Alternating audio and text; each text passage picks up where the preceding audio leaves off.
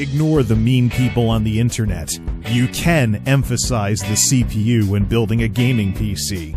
This is MultimediaJay Radio Style for Sunday, April 9th, 2017. Let's start the show. MultimediaJay Radio Style.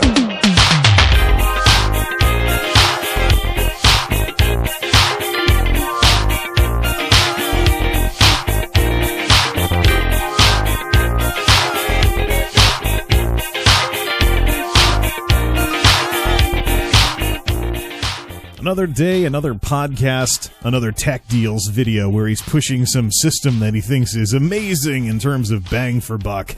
I swear if that guy had more charisma, he could work for QVC or something. The latest system that he's pushing is a CyberPower PC pre-assembled system for $720 off of Amazon. Basically, the idea is that CyberPower gets bulk discounts because they're using the same parts over and over again. Folks can benefit from those bulk discounts, and it kind of is a middle path between doing everything yourself and being stuck in proprietary land like a lot of off-the-shelf systems are. Obviously, me seeking out a corporate refurb to snap one of those no-power graphics cards into was something completely different. But there are merits to taking both paths, so to speak. However, I was thinking about what exactly has gone down with the Sandy Bridge Delosaurus since picking it up, and this actually represents the third system in a row where I have completely broken the rules of computer building according to a lot of people online. The prevailing wisdom, if you want to call it that, is that you don't need a powerful processor to game. Some people take it a step further and blow up in people's comment sections on YouTube when they're talking about my first PC build. You spent too much money on the processor. You should have sunk all that money into the graphics card. Blah, blah, blah, blah, blah, blah, blah. As if CPU bottlenecking doesn't exist. Yeah, I mean, and yet here I am, having done this 3 times. The Sandy Bridge Delosaurus emphasized CPU, Monolith emphasized CPU, and went 1060 on the graphics end of things. And even back in the day, if 2010 counts as back in the day, Tuxedo emphasized CPU over GPU by going for a 1090Ti, which at the time was the best processor AMD had to offer. Not the best processor that Intel had at the time, but definitely something where I emphasized the CPU a little bit more than I should have, according to most people online. And, well, we saw the end result of that. For years and years and years, through multiple graphics cards, that system just chugged and chugged and chugged along, and I actually had a hard time coming up with justification other than things like power efficiency and a little bit better processing capability to finally retire it last summer. And this is where the conventional wisdom of building your own gaming PCs that you'll find all across the internet gets flipped completely on its head. There are times when it is perfectly fine to emphasize CPU whenever you're building a system. Sure, I probably should have gone with a 1070 for Monolith instead of a 1060, but the thing is, it's not like this is the last computer I'm ever going to have. I'm a little limited graphics-wise because of the 1060, but the thing is, there's more than enough processing power supporting graphics cards to support a few upgrades before finally getting rid of the motherboard. Just like there was with Tuxedo, and just like the situation's going to be with the Sandy Bridge Delosaurus. To truly understand where I'm coming from with this, we have to go back to the rudiments of why exactly do you want to build your own computers in the first place. In my case, it was partially out of necessity because the computer that was supposed to get me through college didn't, and the service plan that we purchased for it to not have to do something like what I wound up doing wound up being completely useless. But it's basically a matter of you don't want to buy entire systems. You want to just upgrade. You want to be able to save money by being able to fix your own systems because you become familiar enough with what it's like when the RAM goes bad, the graphics card goes bad, the motherboard goes bad, etc. Or you can find such answers easily through other people's experiences on sites like YouTube that you don't need to be dropping all kinds of money every time you need a new system. So the rationale is you build your own stuff, you upgrade your own stuff, you fix your own stuff because you become familiar enough with standardized industry standard parts that you can easily take care of your own stuff without having to pay someone else to do such stuff. And there we go with the stuff again for the first time in a long time. All other stuff aside, the gist with building your own systems is upgrade, upgrade, upgrade, upgrade, upgrade, upgrade path, upgrade options, not buying entire systems because you gradually upgrade your way to whatever it is that you need at that current moment. So it's all about the upgrades. Now, what kind of upgrades are there? As far as I'm concerned, there are two kinds of upgrades: transferable upgrades and non-transferable upgrades. Think about the parts that tend to get locked into a specific generation of machines that you might be working with in terms of non-transferables. And this is where the common so-called wisdom on the internet gets completely turned on its head. You're not supposed to emphasize the processor for gaming. Okay, how often do you want to have to swap out your processor? When you swap out the processor, do you have to swap out the RAM? Do you have to swap out the motherboard? What can you upgrade by itself, and what will require additional purchases in order to make that happen? It has been my experience that graphics cards and even SSDs are way more transferable upgrades than the guts of the system. Motherboard, processor, RAM. Motherboards go through BIOS revisions. RAM has generations. There's also sockets and other things like that. So the odds are, when you need a new processor, you're probably replacing other parts as well, as opposed to future-proofing the stuff that's harder to transfer to a newer system and leaving the door open for upgrades that are more transferable down the road. Sure, I broke the rules, and I emphasized CPU for Monolith, Tuxedo, and the Sandy Bridge Delosaurus, but that doesn't mean I'm never going to emphasize graphics. I'm going to emphasize graphics when something compelling comes out in terms of graphics cards. And guess what? I already know that the foundation of the system that's less transferable, aka CPU, processor, RAM, can support it. I mean, when was the last time the socket changed for graphics cards? When AGP was retired?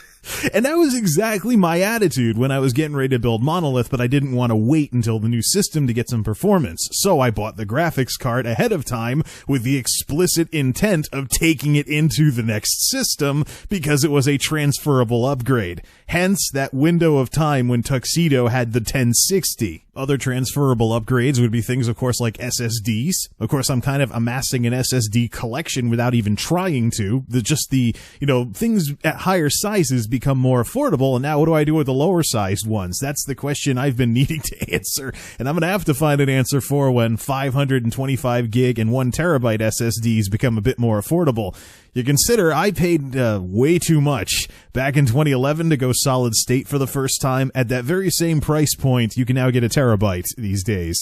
So if I want to get socked for that amount of money again, I can take that kind of a step towards solid state 2020 in Monolith by replacing the data drive with an SSD. Not so sure about that just yet, though. But think about it, in terms of transferable upgrades versus non-transferable upgrades. Graphics cards, SSDs, and even power supplies can be transferable, but motherboard, processor, RAM, not so much. You're gonna tend to replace those all at once. So basically, you emphasize the non-transferables when putting a system together, and they now have the staying power to stay relevant through numerous upgrades of the transferable stuff, like graphics cards and other things. And when you finally have run that motherboard, processor, RAM, guts combo into the ground to the point where it is no longer competitive or competent, then you flip the rules the other way and emphasize that one more time and have to upgrade that stuff less. So in the long run, you do end up being able to emphasize graphics more, just not when you build a new system. My next major guts jump will be when Ryzen is a more mature product, or even the successor to Ryzen. I'm thinking maybe AMD Pinnacle Ridge, which is at least a year away. But I am still nowhere near hitting the limits on what the Skylake system can do, and I think I'm going to have a similar experience with the Sandy Bridge system as well. Heck, maybe the 1090Ti will be the same way. What's it going to take to max that thing out to the point where everything is limited by the processor? Certainly not anything I'm playing right now, that's for sure. Matter of fact, the flakiness of the old motherboard and the lack of power efficiency had more to do with why I retired Tuxedo than finally hitting the limits on what that thing could do. However, emphasizing the processor in 2010 meant that that system, as it was, went through several graphics cards. So several instances where I had the opportunity to emphasize graphics and do exactly the sort of thing that folks say that you should do with gaming PCs. The thing is, though, if you emphasize graphics to the detriment of everything else, then you have to replace everything else more often. Then you have even more hardware that you don't know what to do with, or you got to sell on Craigslist or something like that. Oh, and by the way, good luck selling your weak base hardware to anybody who has any enthusiasm for building computers, because they're probably in the same boat that you are. You'd have to look for somebody who specifically didn't have a lot of money and would be willing to take your old crap that was too weak in the first place. Want to know what my biggest mistake was with Tuxedo? My biggest mistake was that I didn't have a crystal ball. If I could have only seen the steps that Intel would take with the second generation i-series processors, I probably would have been substantially better off just getting some kind of high-end Sandy Bridge machine in 2011. But instead, I built my system in late 2010 when the Sandy Bridge hadn't yet been released. And, you know, one of the things about these pre-recorded podcast things is you can look things up if, you know, it crosses your mind. Stuff you can't really do in a live environment without wasting a lot of time. But I did some digging, and I basically came up with the prices for everything, what it was for Tuxedo back in 2010, and then what the Sandy Bridge would have been retail in 2011. The 1090T cost me $266-ish in 2010, and it was the best that AMD had at the time, but is 125-watt TDP, and it was made to tackle the original generation i7s in terms of competition. The Sandy Bridge 2600, when it came out, with its high efficiency and stuff, basically the stuff that I'm seeing now with the Sandy Bridge Delosaurus that I could have had all these years was around the 300 mark. The 2600K overclockable, like 320-ish. That's around what the 6700K cost me last summer. And when you factor in inflation and blah, blah, blah, blah, blah, it's just, this is the thing right here. If I'd built a Sandy Bridge system high-end instead of the 1090T system, I probably would still be using it. Very, very maxed out. Probably would have swapped the motherboard just like I did with the 1090T. However, I probably could still get some punch out of it versus Skylake or whatever. So that system would have spanned even more graphics cards and stuff along those lines. So see what I'm talking about here? Emphasize the living daylights out of the CPU only when you're actually physically building another system, and then everywhere in between, go nutso with graphics. Some of this, of course, is because of what's happened to processors in the last couple of years versus what's happened to graphics cards. But even if that didn't happen, still, this represented a change in how I used to build things to emphasize the 1090T, of course, in 2010, the Skylake in 2016, and, of course, seeing what would have been if I'd emphasized things in the Sandy Bridge era in 2011. And all of this represents completely and totally flying in the face of prevailing wisdom that you don't need a powerful processor to game. Sink all your money into the GPU. Don't spend more on the CPU than you do on the GPU. You know, it's really interesting how the people that go around saying these sorts of things will suddenly flip-flop if somebody does put all their money into the GPU and their CPU is too far behind. You're pairing that GPU with that CPU? Bottleneck, you're a moron. You don't know what you're doing. It's always fun to pick people apart when it's not your money, isn't it? Regardless, we press on.